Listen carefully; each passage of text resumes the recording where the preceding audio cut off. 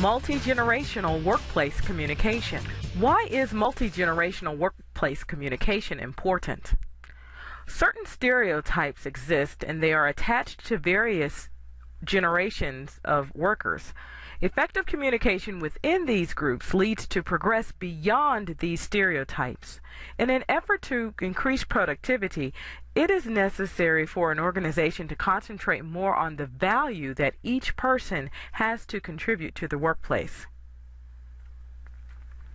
What are the four generations of workers that exist in the workforce today? The silent generation, typically from 1925 to 1945. Baby boomers, from 1947 to 1962. Generation X, from 1963 to 1980.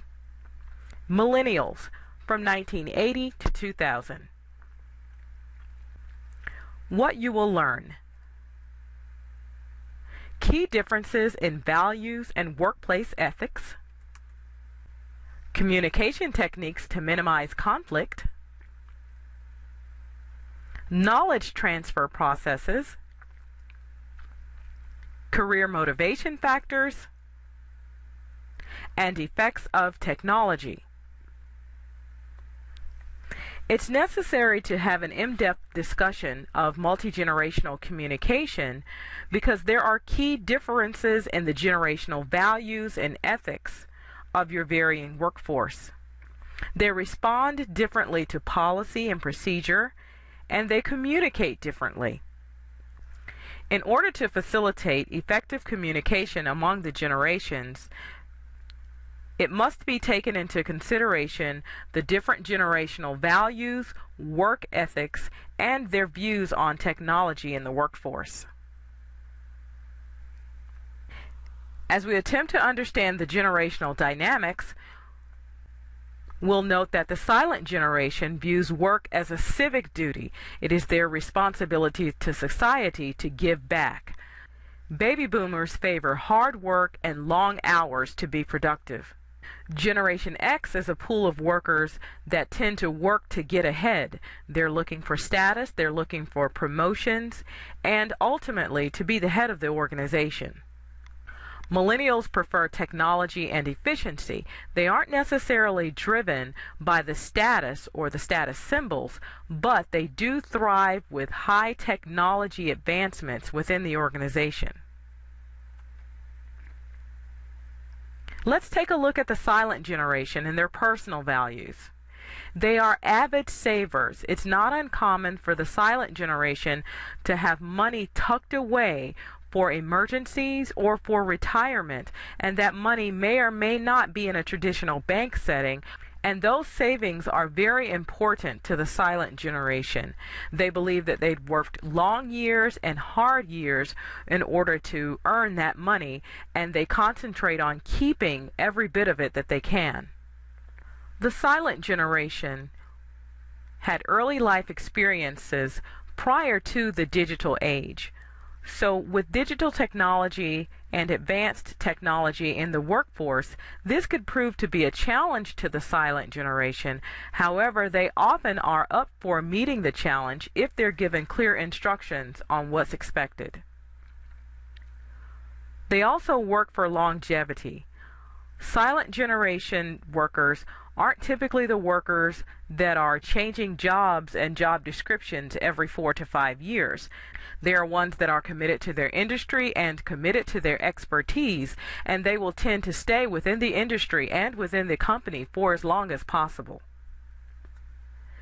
If they are still working today, they're working mostly by choice. They don't prefer to be home participating in leisure activities, but they prefer to be productive in the community. They're either volunteers or they're paid workers that want to continue to make their contribution to society and to the community. They have a high regard for sentimental items. They typically may be using the same type of technology that was available to them throughout their early years of working. They tend to not change in the dynamics of the use of technology unless it's absolutely necessary to do so. They also have a high regard, and they stress social order and adherence to rules. Oftentimes, the silent generation workers can actually cite policy and procedure to you verbatim as it is written in the company policy because they believe strongly in following the company policy and the rules. The silent generation work ethics include that of taking pleasure in privacy. They rarely take part in conversations that are relevant outside of the work area. They tend to concentrate on what the work involves and other assignments and other persons that are involved within the organization, but you will rarely hear them talking about their private lives. They are reluctant to discuss their inner thoughts and opinions, and they don't typically hold these type of conversations. Hard work is a way of life for them. It's their civic duty. They work as a means of giving back to an organization and a company that has been good to them. They hold themselves and others to their word. If their managers or their co-workers say that they're going to do something, then they are holding them to that, and they understand that a person's word is their bond, and they don't expect for there to be discrepancies in what a person has agreed to do. They prefer oral or written communication. In this written communication, it's usually a letter or a memo handed to them, a hard copy. The silent generation doesn't usually prefer to have a lot of communication via the email or the texting options. They prefer to communicate in person and to be able to speak openly and honestly about any issues that are arising.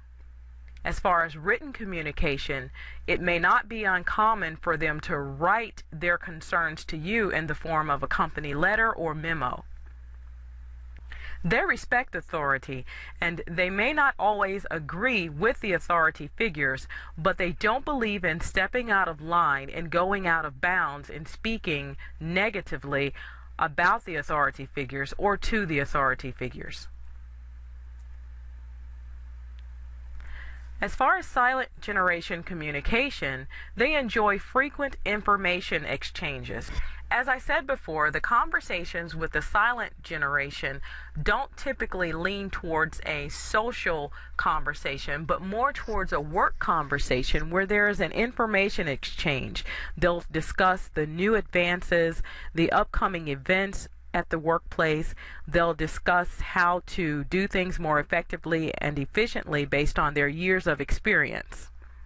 They prefer open and formal communication, and they use facts rather than inferring. If they want to give you an assignment or they want to communicate something to you, they speak very frankly and directly, and they don't infer that things should be done. They would rather say exactly what should be done or say what their expectations and opinions are. Likewise, they expect this type of communication to be relayed to them. They would prefer that you speak to them in terms of facts rather than inferring what should or could be done. They prefer face-to-face communication whenever possible. They prefer to know the precise expectations of an event or an assignment or a project. They will often ask questions to gain clarity on what is expected of them. They tend to indulge in important topics, such as political events, environmental events, or work-related events or procedures. They don't typically participate in idle work gossip. They cite policy. They cite policy verbatim, and they follow policy, and they frown upon persons that they witness not following the policy.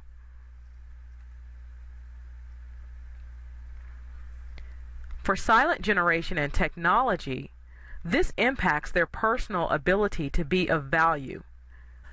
As the digital age arose and technology and computers were introduced into the workplace, the silent generation started to question their value and what their contribution would be to the organization. However, in spite of this, they prove to be willing learners and they participate in the learning process of what the computer capabilities will be. As they learn these applications, they need to learn them step by step. When teaching a silent generation worker to use the newest technology or the newest Office application, what they prefer is that you start from the beginning. For example, if you're teaching a new computer application, it's not uncommon that they prefer to sit down at the computer with it entirely off in order to start the computer, witness the boot up process, witness any applicable things that are necessary as far as the boot up process goes, such as what to click on and how long to wait for a certain process to take place with the computer startup. When training the silent generation for these computer applications, trainers should go slow and in-depth.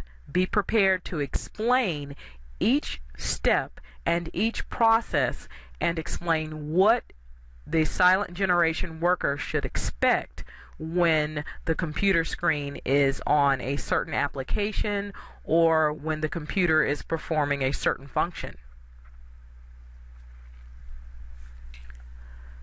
Baby boomers. They have slightly different personal values. Usually they have an insufficient life savings. As a result, they have high hopes for pensions and they tend to stay loyal to the company for a number of years in order to earn that pension that they feel they deserve. The baby boomers are also the fighters for social change. They recognize indignities and they fight to change them. They are the ones who initiated the government aid programs that are in use today. The beginning stages of computers were introduced into the workforce while the baby boomers were still there. Therefore, they were somewhat intimidated that the computer would take over their responsibility. Unlike the silent generation, the baby boomers depend more on their job for stability and for future living.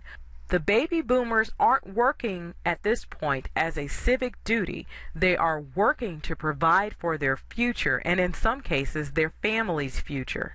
The integration of computers in the workforce was a very intimidating factor, and it still is, because we see where computers are taking over physical work environments, and this is a threat to the baby boomer who is depending on that work environment for future living. Baby boomer work ethics. They are policy enforcers. They also are policy challengers.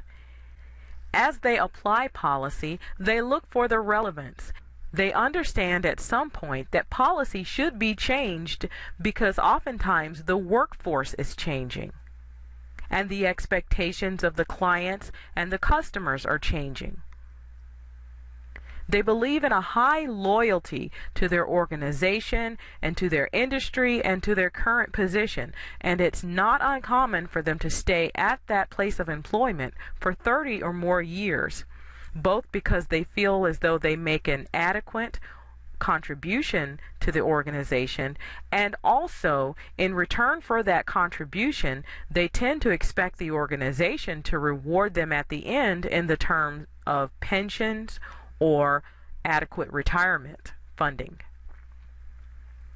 They are not likely to voluntarily leave an organization.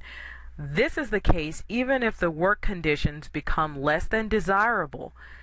Baby boomers will tend to find ways to work out their frustrations and remain with that organization because they are focused on the end result and what that organization will give back to them as a reward for their diligence and their commitment.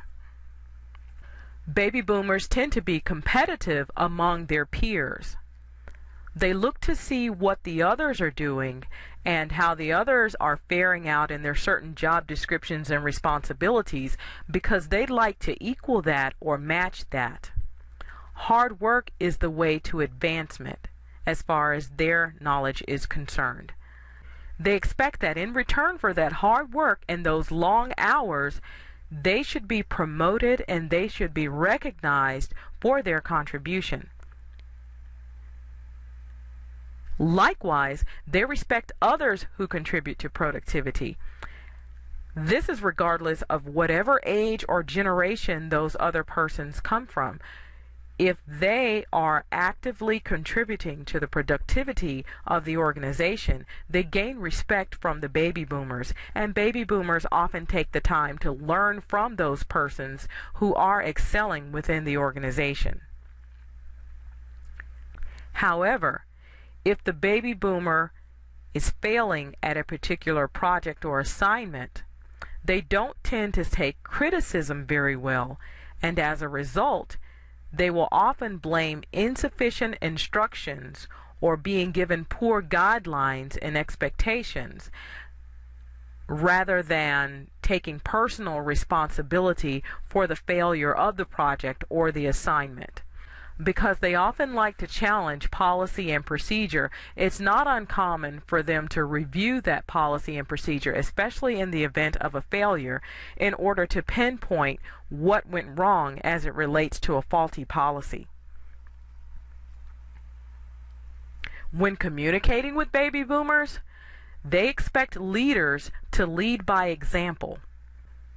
For example, if a leader has relayed certain expectations for the workers, it's going to be the baby boomers that are holding that leader responsible for displaying the same type of behavior or doing the same type of work.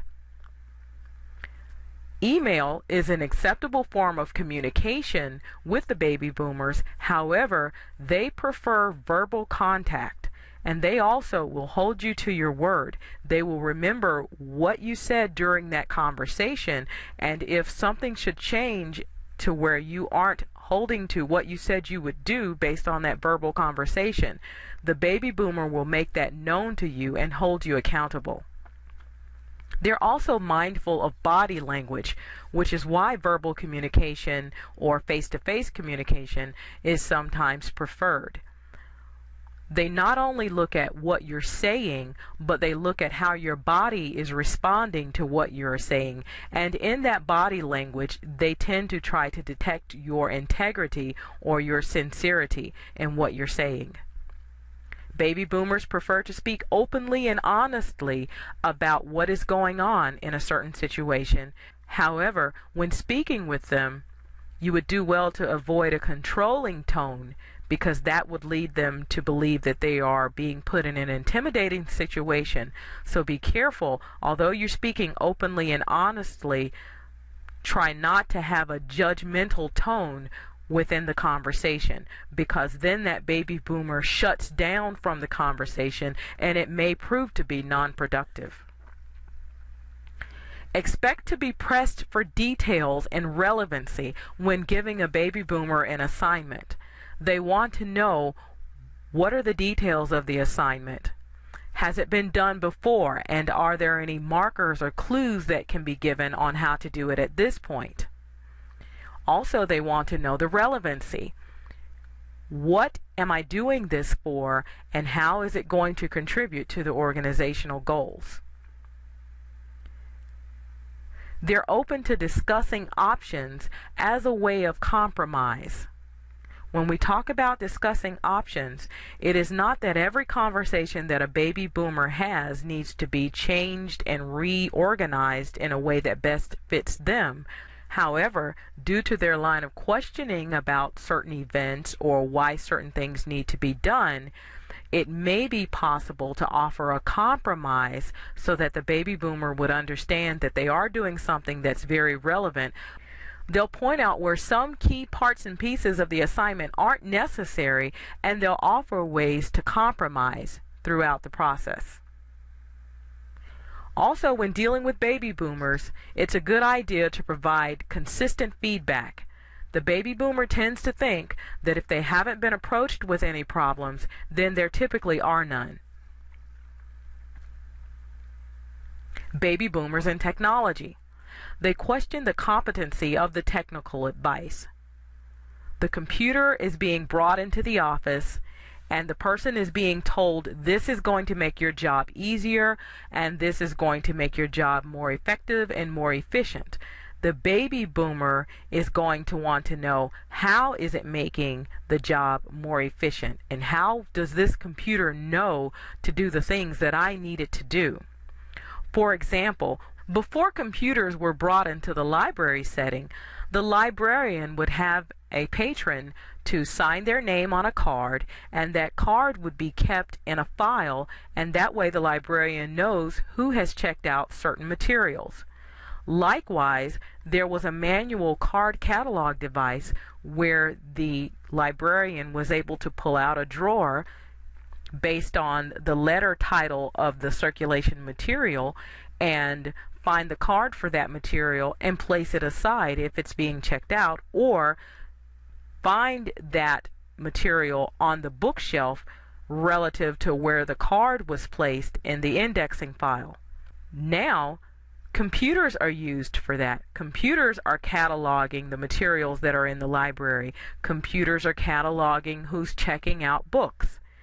A librarian who was a baby boomer and using the card system before would question the relevance of the technology that was being brought in, or in other words, the computer that's being brought in to now hold all of this information inside of an electronic database.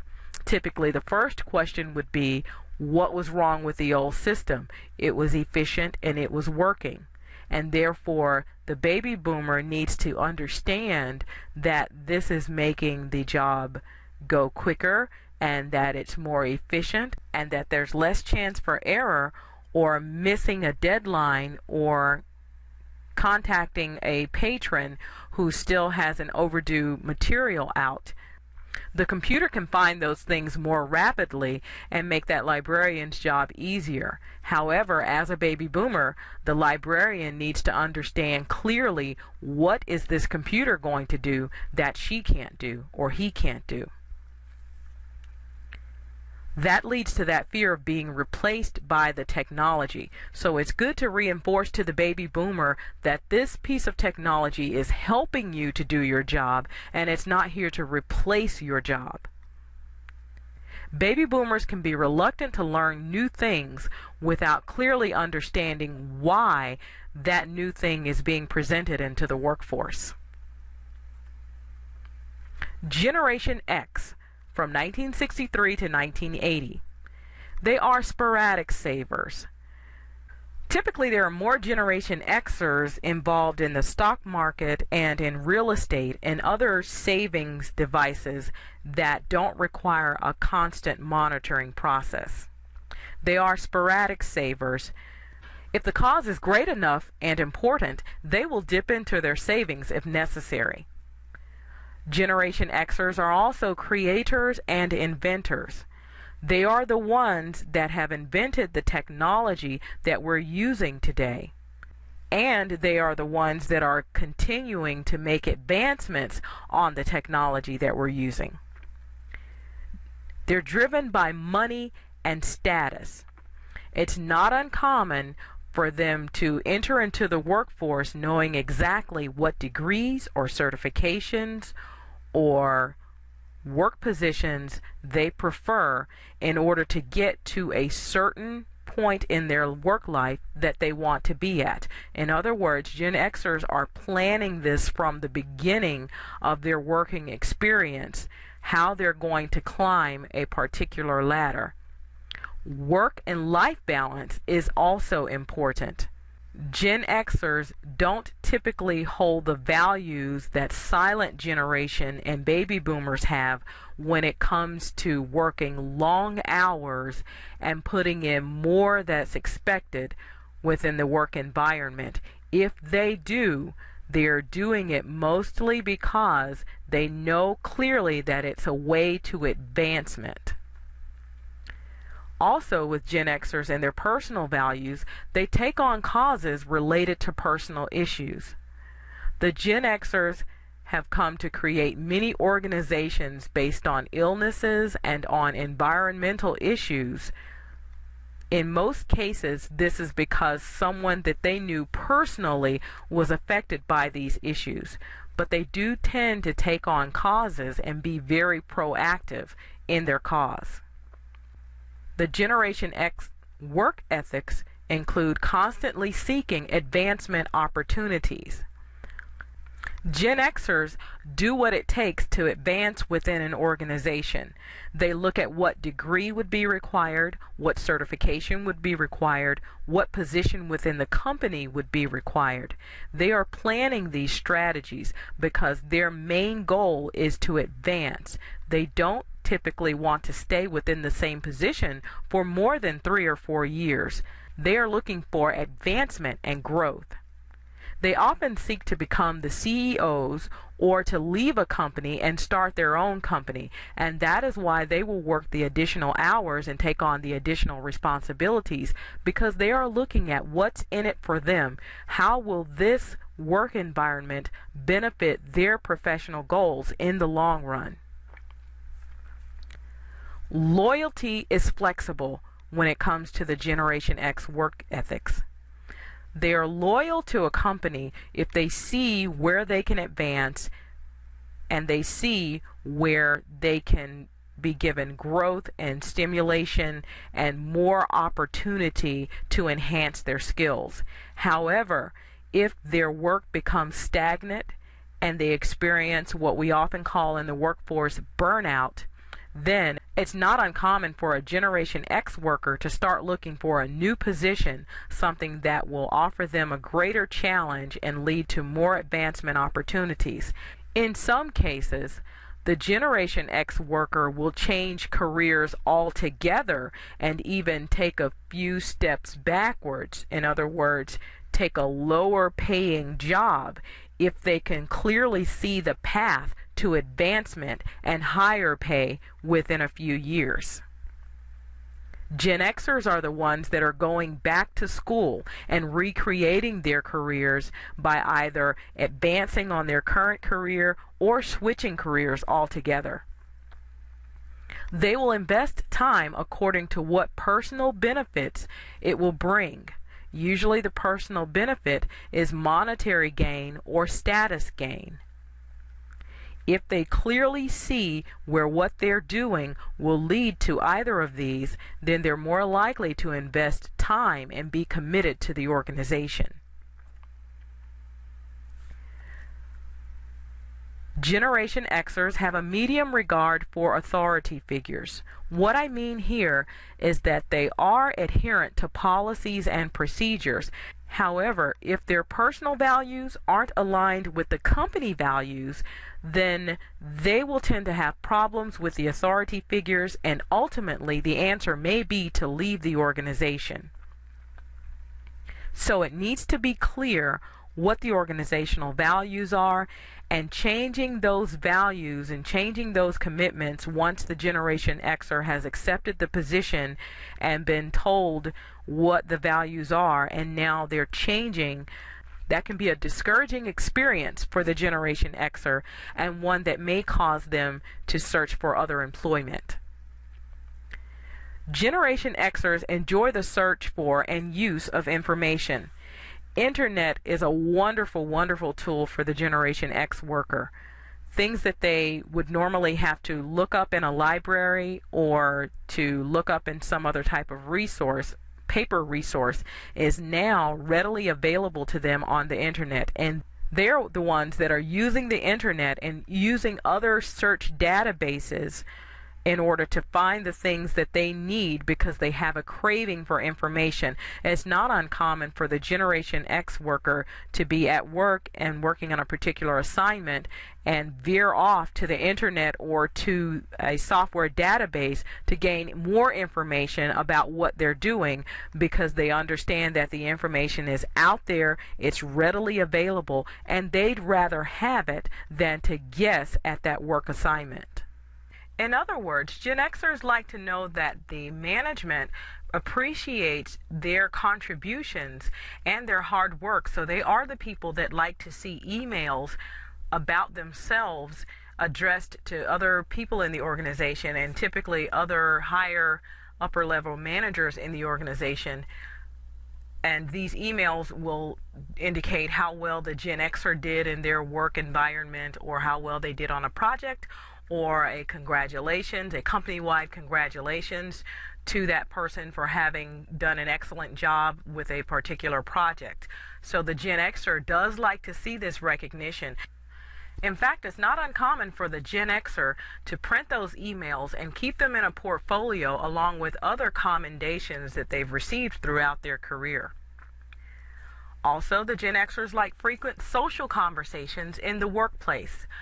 That is the typical generation that would ask about the family, and they know personal things about the managers as far as how many children they have or what parents are still living. Gen Xers are very sociable in the workplace, and they do tend to combine personal lives with their work and professional lives.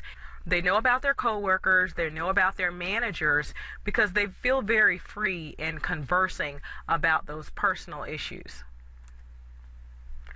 As far as Generation X communication preferences, the work communication is primarily by email. Generation Xers are known for having their emails up at all times of day. They like to be reached by email. They are also reachable by the cell phones. These are things that the Gen Xer typically will have as their primary mode of communication, because they have that need for information all throughout the day. They don't want to miss things. They want to find out about the newest information as soon as it becomes available. So they are typically the persons that have the PDA phones, not just for all of the apps that are available, but mainly for the availability of the email, the text messaging, and of course the phone calls. When speaking with a Gen Xer and voicing the concerns, it's best to get to the point soon. They have a fairly short attention span. They don't typically like to know all of the story or the details or the aspects. They want to get to the main problem. You'll find that in meetings, when there's a roundtable discussion and people tend to keep reiterating the problem just in their own point of view, it's typically the Gen Xer that will stop that flow of complaining, or stop the flow of just restating the problem over and over again, and they'll be the ones to say, stop, wait, we get it. We know the problem. Now let's work on solving it. What can we do to solve this problem? So they like for you to get straight to the point, get to the matter at hand, and discover ways to solve that problem. They like to keep an open line of communication and feedback. Gen Xers need to know that they're doing well. As I said before, this is a generation that thrives off of those congratulatory emails and those congratulatory conversations. So that's something that's very much expected for Generation X. Also, information and updates are shared regularly. They are information seekers. They're constantly getting the newest information, the most updated information, because they have that need to have a continual flow of information at all times. It's very rare that a Gen Xer would not know about the latest updates as far as the company is concerned, or who's being promoted or who's leaving. They are just the group of persons that want to have a constant flow of information. They are avid newspaper readers and avid business news watchers. In addition to this, Gen Xers prefer informal communication. It's very prevalent among the workforce. They prefer to have verbal conversations. They agree to do very important things, often maybe not in writing, but just by verbally agreeing to do so. Their communication tends to be very informal. In fact, it's not uncommon for the Gen Xers to approve contracts and approve very important documents via email. Generation X and technology. They're known as creators, innovators of technology. The internet, the cell phone, they took part in the creating of that and also in innovating it to become more advanced and reaching those advanced stages that they're at this point in time. Gen Xers tend to have those high-tech gadgets. They have these gadgets as status symbols more so than actually needing them and working with them. For example, the plasma screens, the LCD screens, the PDA phones. Generation Xers are typically the ones that are purchasing these gadgets more of a status symbol, although they do use them. Also, as it relates to technology, Gen Xers are willing to learn about technology in order to make their work more collaborative. For example, a Gen Xer would learn how to do an Excel spreadsheet operation if it would help them to do their job more efficiently and to get the information out quicker to the other persons involved on the project.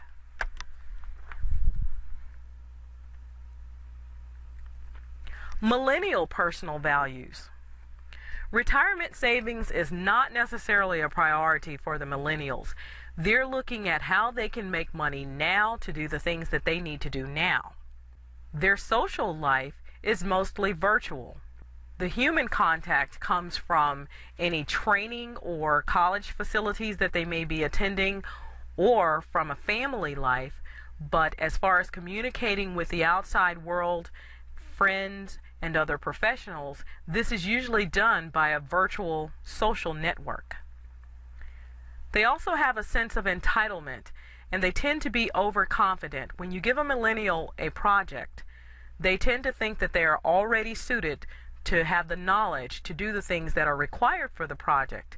They may not ask very many questions about the project because upon hearing what's required and what needs to be done, they automatically go into a thinking process of how they can do it, and usually how they can do it better than it's being done now. They're drawn to challenges and complexities. So millennials can get easily bored with a monotonous job that doesn't offer those challenges. They desire to know why things are deemed necessary. Millennials will ask questions to understand why are they doing what they're doing and why is it necessary, and furthermore, is there a better way to do it, and they'll set out to find that better way. They have a strong regard for racial, cultural, and ethnic diversity in the work and personal setting. They typically don't consider racial, cultural, or ethnic issues as it relates to their job performance or the performance of others. Millennial work ethics. They tend to question the relevancy of policy and procedure. They want to know, why is this the policy? Why was this policy created? And what is it serving to remedy? Millennials may become bored with their current position, and if it doesn't offer a more challenging environment, they're typically ready to move on. And in that sense of moving on, they don't usually feel as though they're stuck at that job and they won't be able to find anything else, because they were brought up in the era of the internet. So those jobs are readily available to them, or so they think, because they feel as though they have the skills and they have the expertise to be able to go online and find another position and network through these social networks to find out who's hiring and how they can go about filling out an application to get a job. I have known college students that have networked on Facebook to indicate that certain companies were hiring and that they would put in a good word for them. And I know of college students that have gotten jobs that way because they were tipped off on the social network. Also, something very interesting about the social network and talking about Facebook, some millennial workers have used Facebook to find work replacements for them when they need to be off.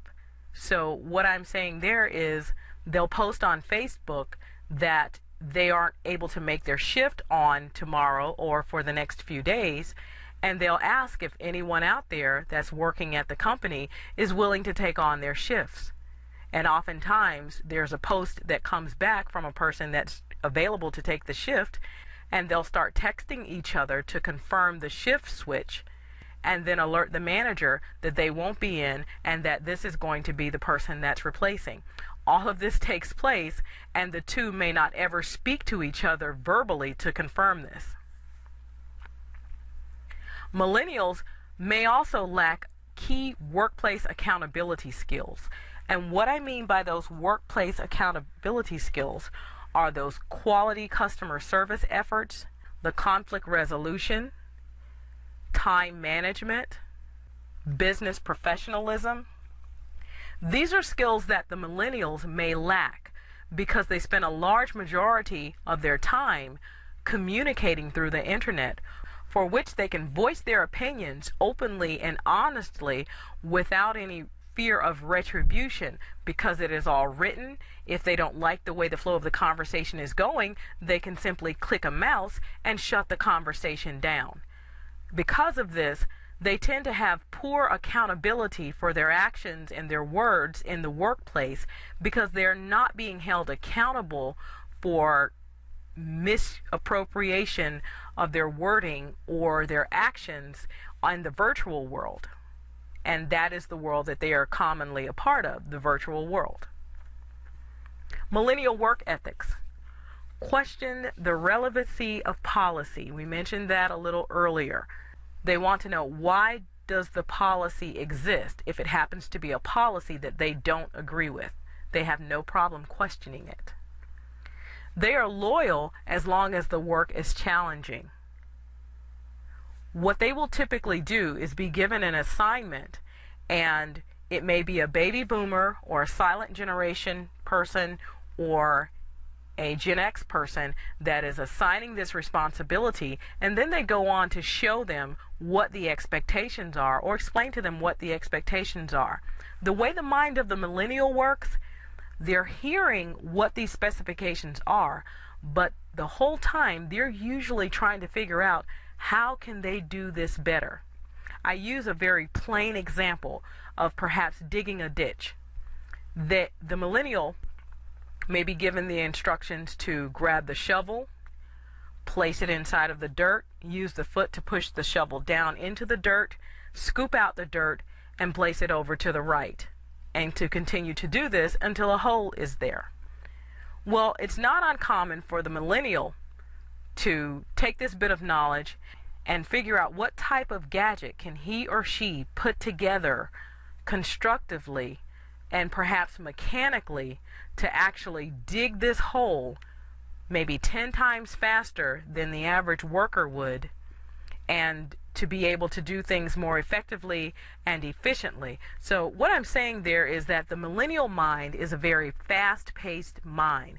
They aren't necessarily being rebellious, but they do question why things are done in a certain way, because the way their mind moves so quickly, they're looking at, how can I do this better? How can I make this better for everyone? What can I invent or create or manipulate to do this job at a faster pace and more effectively and efficiency, so that I'll have to put in less manpower?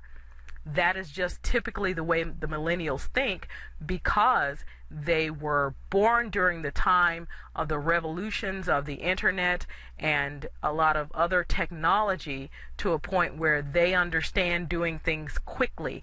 They understand that emails and messages to their friends should take 2 seconds, and they weren't born in an era where they were forced to use messaging systems that perhaps took up to a week.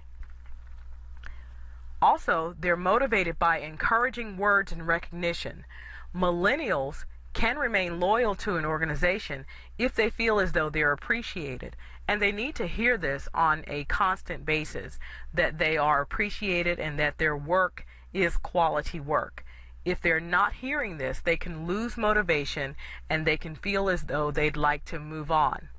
So they do strive to do a good job, and they like to hear the appreciatory comments to indicate that their work is being recognized.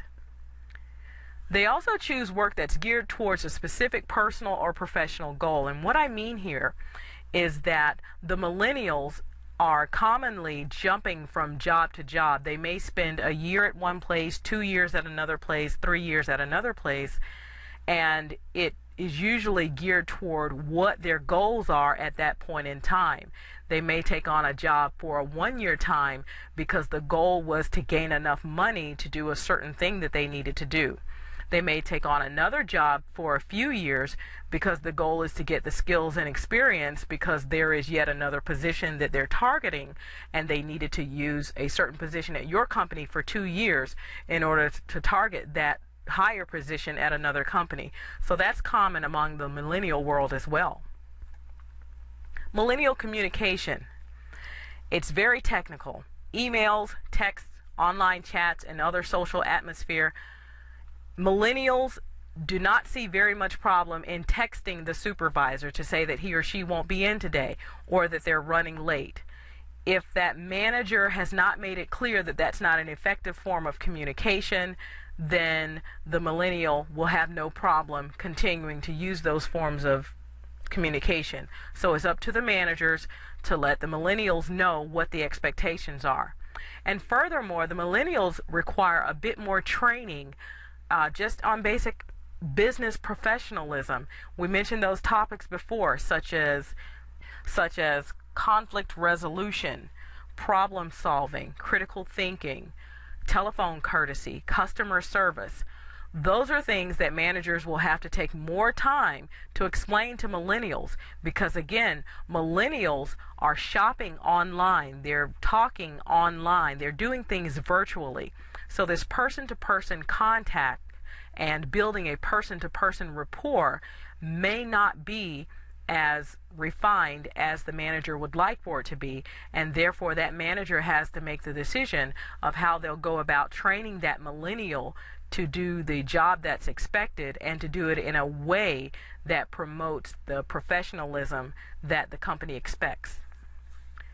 Also, the millennials are accustomed to venting and sounding frustrations on a social network board. So there again, they use that social network as their primary mode of communication, and they're venting there, and oftentimes they're saying things for which there is no repercussion, and therefore it gets to a point where when they're in the real world and they're working at an institution, they may be saying things or doing things that they don't necessarily realize is inappropriate because they've been so caught up in the virtual world that they aren't really clued in to what the requirements are for effective communication with face-to-face contact.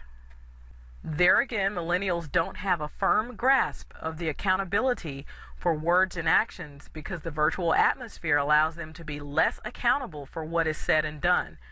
The work expectations should be clearly outlined rather than inferred. For example, you may assume that it's common knowledge that the employee would tell the customer, "Thank you for visiting." However, this is a prime example of something that has to be relayed to the millennial. They need to see perhaps a introductory video on what the company expectations are so that they can mimic those responses in the video. So keep in mind that millennials can be very good workers, very hard workers.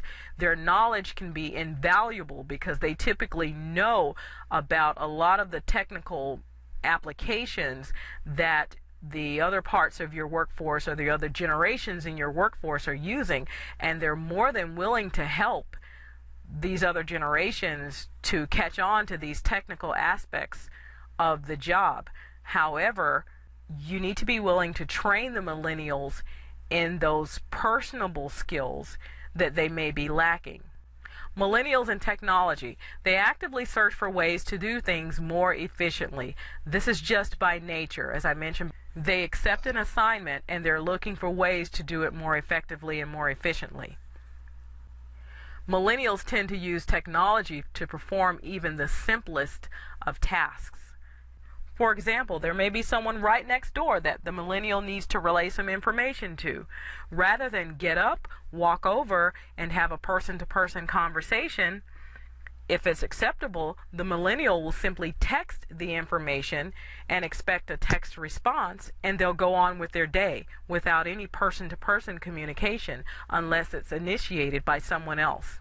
So be mindful of that and encourage the millennials to be more personable and to interact with employees on a regular basis.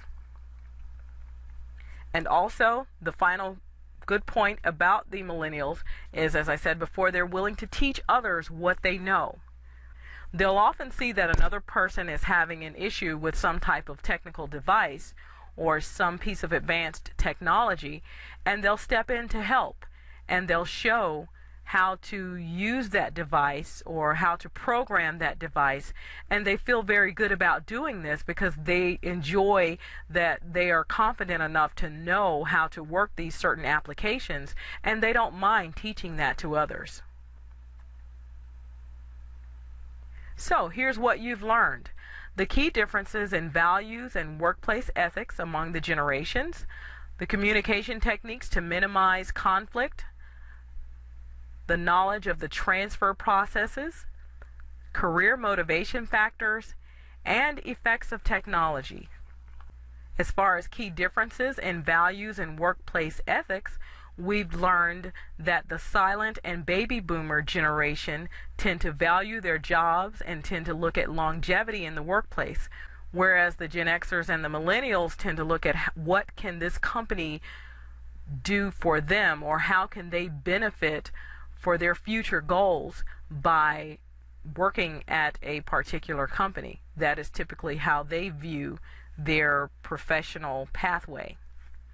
As far as communication techniques, the baby boomers and the silent generation prefer a more formal type of communication, a written type of communication, face-to-face communication, whereas the Gen Xers and the millennials tend to use those technology devices such as email for the Gen Xers, and of course text messaging and social networks for the millennials. As far as the knowledge transfer processes, the silent generation and the baby boomers tend to deal in facts. They don't necessarily have social contacts and communications within the workplace. They will, but it will be kept to a minimum, but they want to deal in facts and they want to follow policy and procedure, whereas the Gen Xers are a more social culture and they prefer to know more about the family and more about the efforts of the other employees and whether or not they're being promoted or what advancements the new employees are bringing to the organization. And the millennials tend to value that social network, and as far as the knowledge transfer process, they have no problem receiving everything that they need to do via email or via the social network or via the text messaging. Career motivation factors, as we mentioned, the silent generation feel as though they have a civic duty to perform a job and be a part of a company. The baby boomers are willing to work hard for a company for very many years, and in return they expect a pension or a sizable retirement to be able to live a good life outside of the work environment.